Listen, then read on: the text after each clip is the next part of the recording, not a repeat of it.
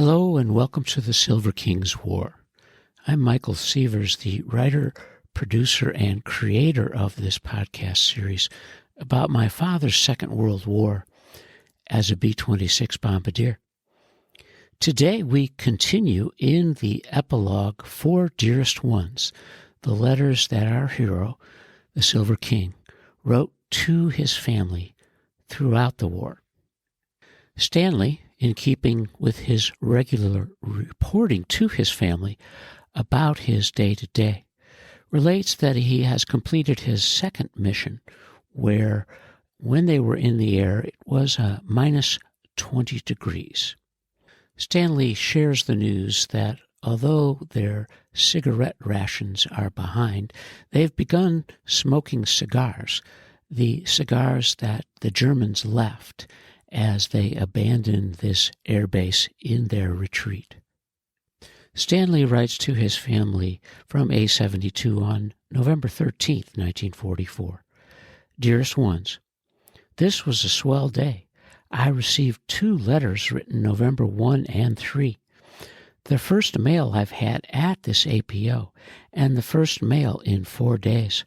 I can't express my appreciation fully enough to make you know what the mail means. Each day I look forward to it with such anxiety that if it doesn't come, the disappointment is terrible. With this thought, I do hope you'll continue to write often. I'm surprised my letter took 14 days to get there. The Xmas rush must have the mail screwed up at both ends. Thanks a million for the stamps. They are worth their weight in gold. Now I can do a little more writing.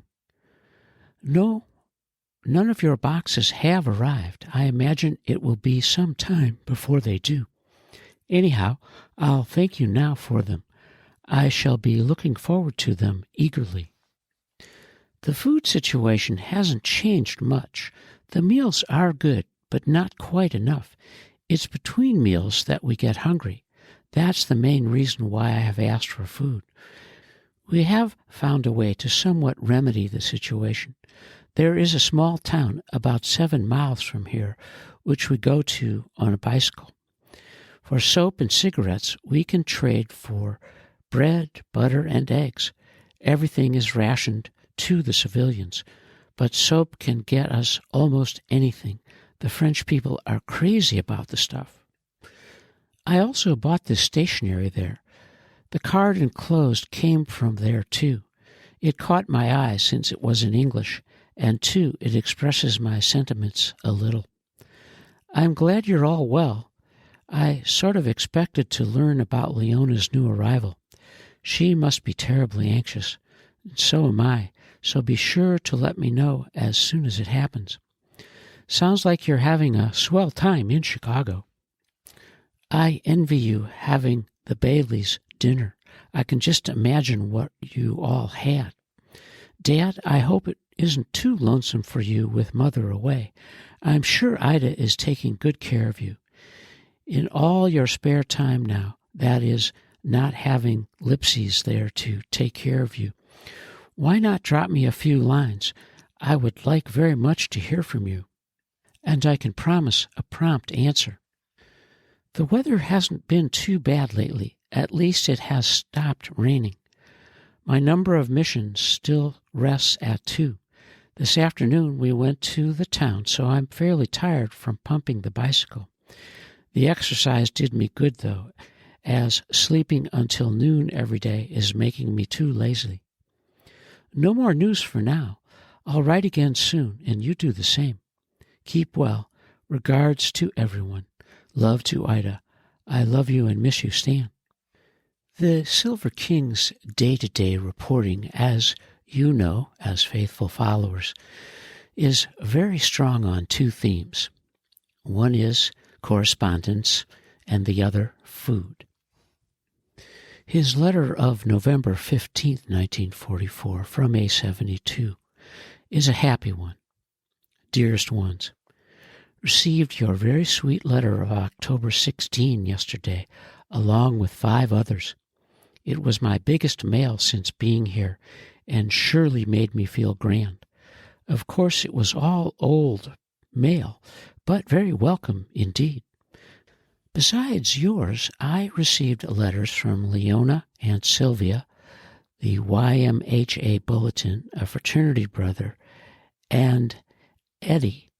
Truly, it was a great day, sort of made up for today, as there wasn't any at all. Also, a few boxes came in for the fellows. My boxes should be coming along any day now. The letters from Leona and Aunt Sylvia were very sweet. Leona is so sweet to write so often. I shall write her very soon, but I'm waiting to hear the good news. The king continues, "You'll be interested to know that it has been 4 years since I had heard from this fraternity brother of mine. He got the address I had at Carlsbad from Dick Bogart. It so happened that he and Dick are at the same GI radio school in South Dakota. Evidently, Dick never received his commission, because when they finish the school, they will become part of an air crew. The news of Sonia's engagement was certainly a surprise. No, I didn't know him. Congratulate her for me. I'm glad Aunt Lena is fine now. I haven't written her as yet, but will do so soon. There is no more news here. The weather is still wet. Keep well, keep writing. Love to Ida. I love you and miss you, Stan." The king's 6-letter day satisfies his appetite for communications from home. But he writes a few days later because now he has to share some important news about food. Stanley writes from A72 on November 17, 1944. "Dearest Ones, I've been disappointed because there hasn't been any mail the last 2 days. However, I did receive a Bethel bulletin today." And Stanley continues his food front reporting when he writes, "I must tell you about the feast we had last night for midnight brunch. In the afternoon, we rode to the small town and were lucky in securing something we haven't had since leaving the States. With a little bargaining and soap, we got steaks from the butcher, onions from the grocer, and bread from the baker. From a field, we got potatoes. With these ingredients, we cooked steaks and French fries. You can't imagine how much we enjoyed it. Of course, it couldn't be compared with that of Ida's, but I would say it was the next best thing to it. A meal like that about once a week, and we wouldn't have any complaints whatsoever. I'm feeling as fine as ever, hoping this finds you the same. Not knowing as yet how Leona made out leaves me still up in the air. Mother, I suppose you're still in Chicago, probably having a grand time taking care of the kids. If so, Dad, I hope you're not too lonesome. I'm sure Ida is taking care of you. I envy you. There isn't much to write about. I'm waiting anxiously to get to Paris to do some shopping. My baggage hasn't come yet, and there is plenty which I need badly. I'll try to write again tomorrow. Take care of yourselves, and please keep writing. Love to Ida. I love you and miss you, Stan." The Silver King's letters reflect a growing confidence. He's flying for real, looking forward to Paris, and hoping his clothes arrive before then.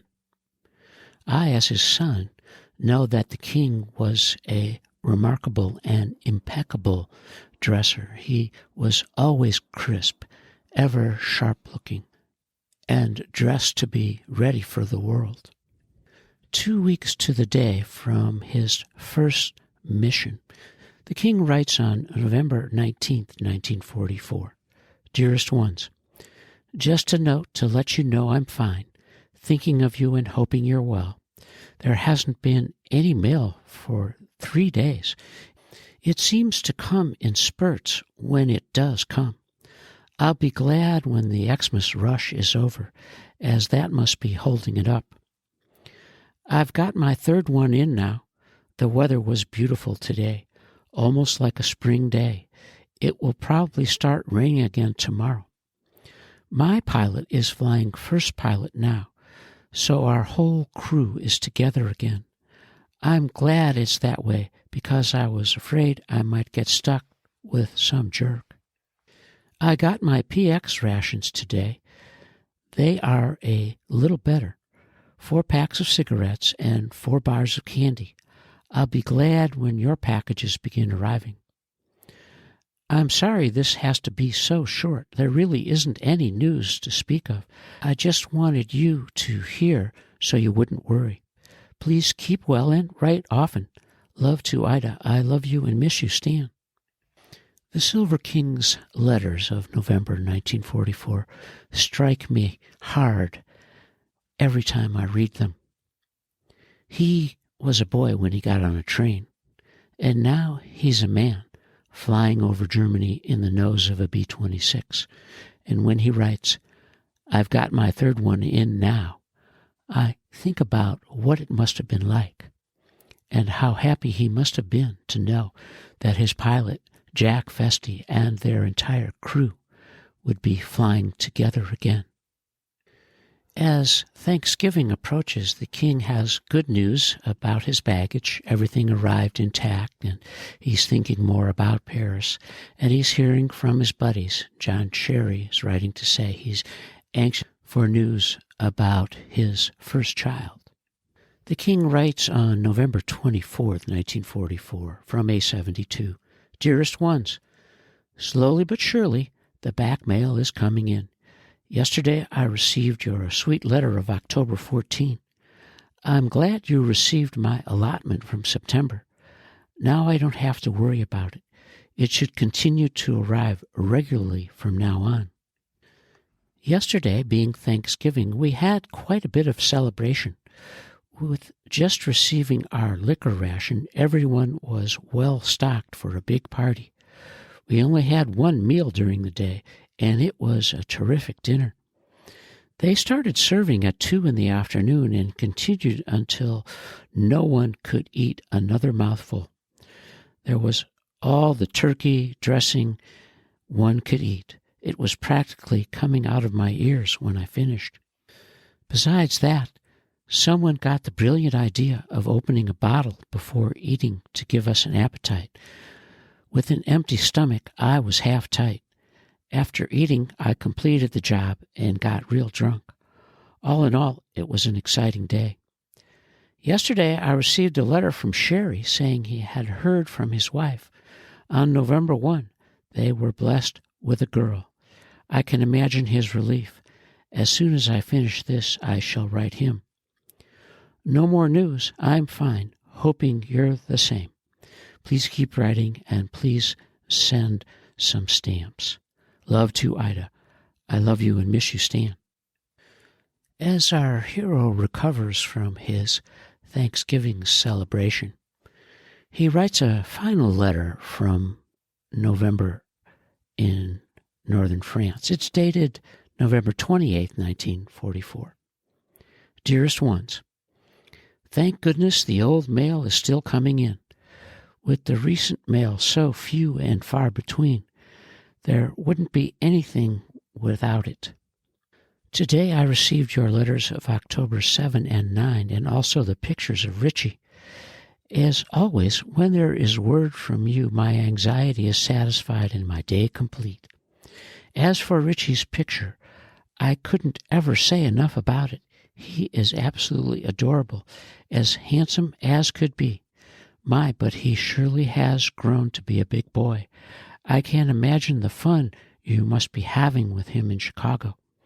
All the fellows agree what a fine-looking boy he is. The king continues his quest for satisfaction when he writes, "The boxes you've mailed sound wonderful. If only they would begin to arrive, all would be well. The robe sounds swell. I'm glad you bought me one. I never believed I could use one over here, but I've changed my mind now. It will be a great comfort, believe me. The food sounds absolutely marvelous. I can hardly wait to receive it. It certainly couldn't come soon enough to suit me. as for the miniatures, you could have just as well used the space for some other things. My liquor ration for the month was a fifth of black and white scotch. This with the champagne and gin and cognac I have. Plenty. Thanks just the same. I won't have any trouble getting rid of it. I'll let you know as soon as one arrives. I still can't believe Leona has had another baby. I suppose it will be that way until I get to see her. In the meantime, please write me all the details.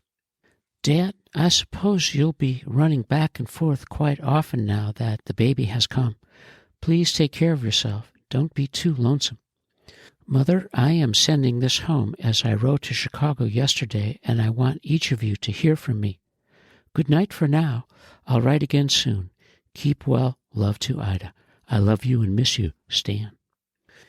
The Silver King finishes November on a very sweet note.